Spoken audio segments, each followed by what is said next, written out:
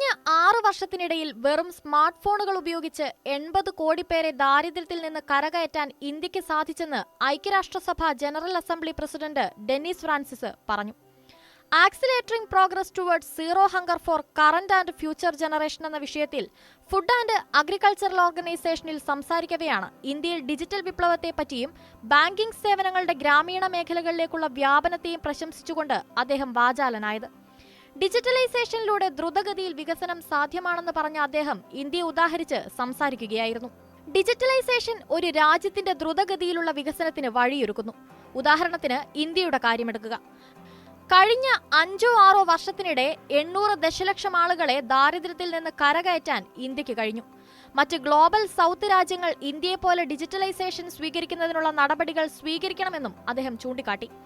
ഇന്ത്യയിലെ ഉൾനാടൻ ഗ്രാമങ്ങളിലുള്ള കർഷകർക്ക് പണമിടപാടുകൾക്കായി ഇന്ന് സ്മാർട്ട് ഫോണുകൾ ഉപയോഗിക്കാനാകുന്നുവെന്നും എല്ലാവർക്കും സെൽഫോൺ ഉപയോഗിക്കാവുന്ന തരത്തിലാണ് ഇന്ത്യയിലെ ഇന്റർനെറ്റ് സേവനമെന്നും മറ്റ് ആഗോള ദക്ഷിണ രാജ്യങ്ങളും ഡിജിറ്റലൈസേഷനിൽ ഇന്ത്യയെ മാതൃകയാക്കണമെന്നും അദ്ദേഹം പറഞ്ഞു. അധികാരത്തിലേറിയതു മുതൽ മോദി സർക്കാരിന്റെ പ്രധാന ലക്ഷ്യങ്ങളിലൊന്നായിരുന്നു രാജ്യത്തിന്റെ ഡിജിറ്റലൈസേഷൻ.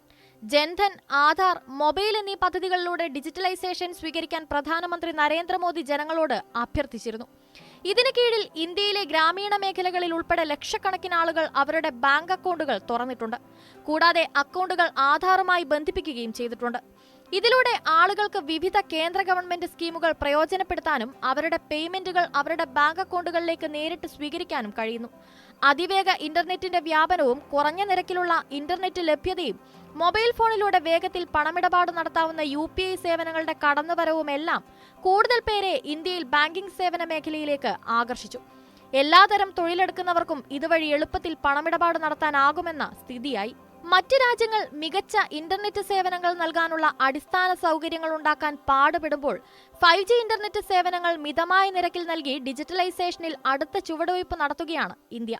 10 വർഷങ്ങൾക്ക് മുൻപുള്ള ഇന്ത്യയിൽ നിന്ന് വലിയ മാറ്റമാണ് ഇന്നത്തെ ഇന്ത്യക്കുണ്ടായിരിക്കുന്നതെന്ന് മുൻ ബ്രിട്ടീഷ് പ്രധാനമന്ത്രിയായ ടോണി ബ്ലെയറും ലണ്ടനിലെ Tony Blair institute four global change എന്ന ചർച്ചയിൽ നേരത്തെ പറഞ്ഞിരുന്നു. ബ്രിട്ടന്റെ ഏറ്റവും വലിയ പരാജയം അവർ സ്വയം ആത്മപരിശോധന നടത്തുന്നില്ല എന്നുള്ളതാണ്.